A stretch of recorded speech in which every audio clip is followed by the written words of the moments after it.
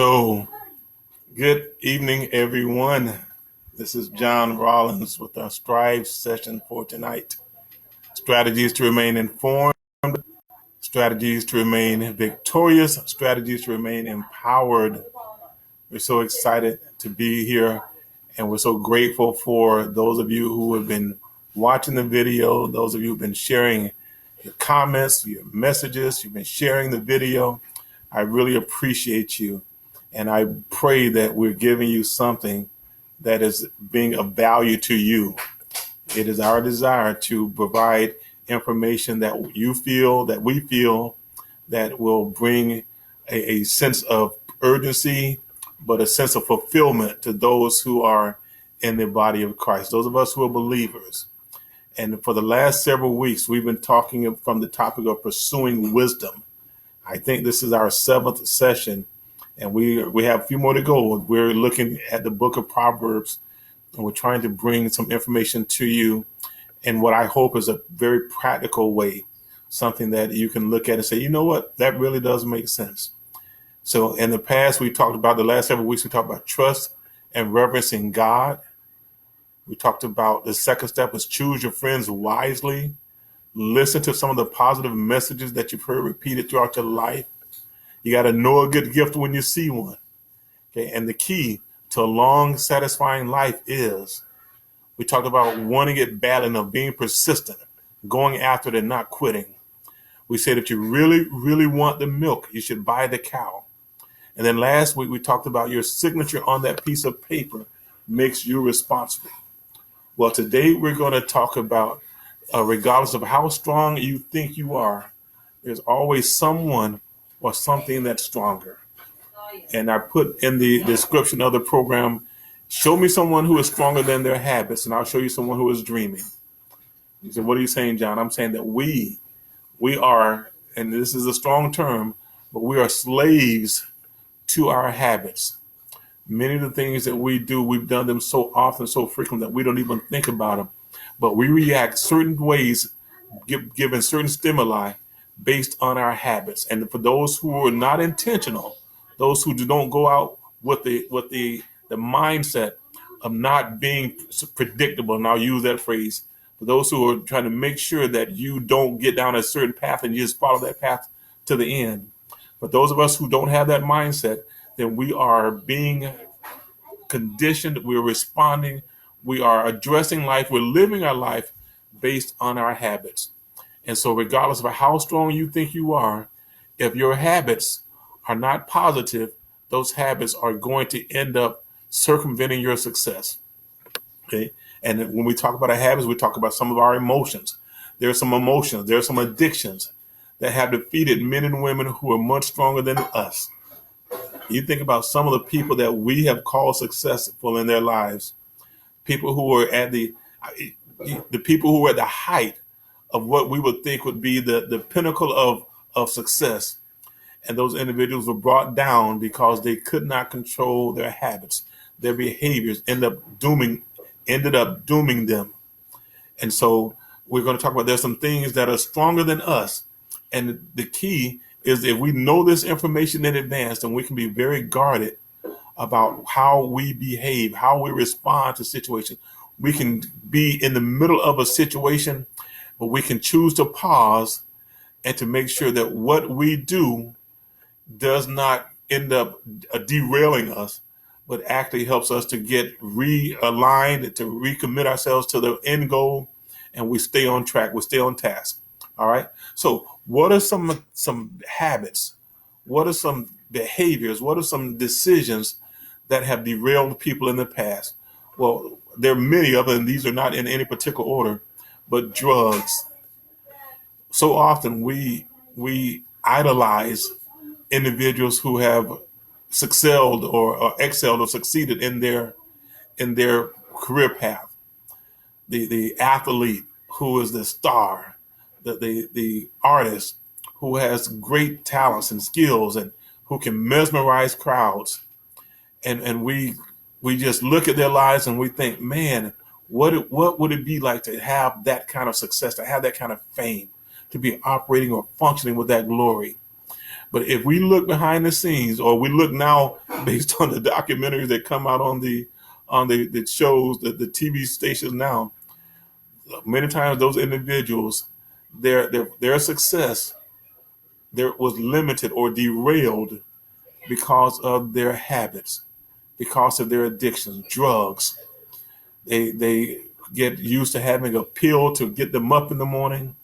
They get used to having a pill to try to put them asleep at night. And then after a while, I would imagine the bodies get used to the response from that particular substance, and then they need to try something different. And it starts out at one level, and it ends up with an unfortunate outcome. Sex is something that has driven people to failure. I think so often about how, and you, I reference this because we're talking about the book of Proverbs. We believe that the author for most of the chapters in the book of Proverbs was King Solomon. And the scripture said this man was wiser than anyone in his day.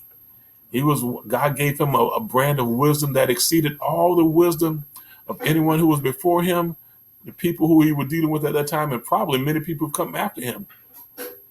But it was his alignment with his wives that caused him to get off track.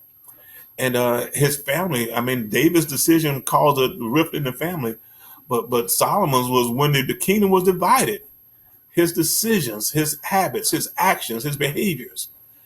And I can't say that it was a drive for sex that created that for him. Okay, but it was his alignment with his many wives and how they had a different priority than he had that ended up causing Solomon's downfall. Alcohol, that buzz, you need that buzz. You go to happy hour. Okay, and please understand, my intent is not to judge your behavior or another person's behavior. That's not my intent at all. My intent is just to let us understand that many people will go on and they say, you know what? I'm in control. That thing doesn't have me. I can do what I want to whenever I want to. I'm not controlled by it. I control it. And maybe for a while that could be the case. Okay, but I'm telling you that I've yet to find someone who was stronger than their habits. Loneliness. You say, well, John, is that a habit? No, I'm not saying it's a habit, but I'm saying that if you are not at a position or in a position where you're okay with being who you are, look at what we're going through now, where we're being required, and many of us are complying to isolate or distance ourselves from the crowds because of the hope of reducing the likelihood of transmitting that virus. But if you are not comfortable in your own skin, as they say, if you don't like yourself, and then you're forced to just spend time with you, you can be in the midst of a crowd and still feel like you're alone. Loneliness, if you can't deal with it, and in your mind you're starting to lose control, you start to imagine things, you're starting to see things that aren't there and miss things that aren't there, that loneliness mindset, it can derail you. Pornography, that's a powerful addiction. So many people, they start out and they see something, they say, wow, that was entertaining. Okay, but before you know it, they're drawn back into it again and again and again, and then they find themselves looking for, that next thrill, that next emotion, that next elation. Okay, anger for those individuals who cannot control their anger. Okay, and Proverbs speaks highly of that. The person who, it talks about the words that we select. It talks about being able to control your own self. The person who can control themselves, I think it says, is stronger than a person who can control a city. But if you are quick to fight, you're quick to exchange words, you're quick to become defensive, that could end up costing you to again become derailed in the future. Gambling. You want to win something quick. You want to take that give a little and get a lot. That's contradictory to what the principles of the universe says. The principle of the universe says you got to put something in before you can get something out. It's called the law of sowing and reaping. Ralph Waldo Emerson called it the law of compensation. He said there will be an exchange. When you get something, it's probably going to cost you something.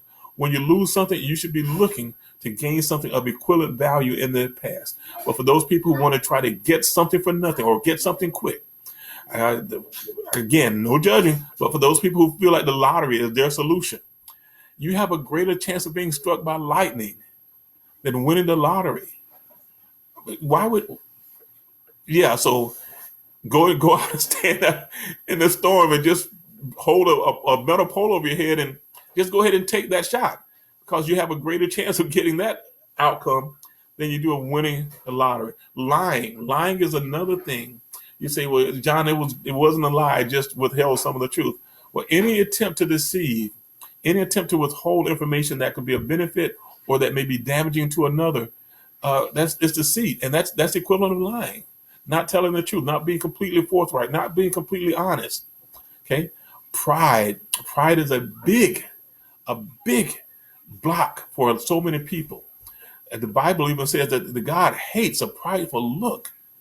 He says that pride suggests that we are self-sufficient, capable of making things happen on our own, not needing anyone else. That's almost like being the conceited person.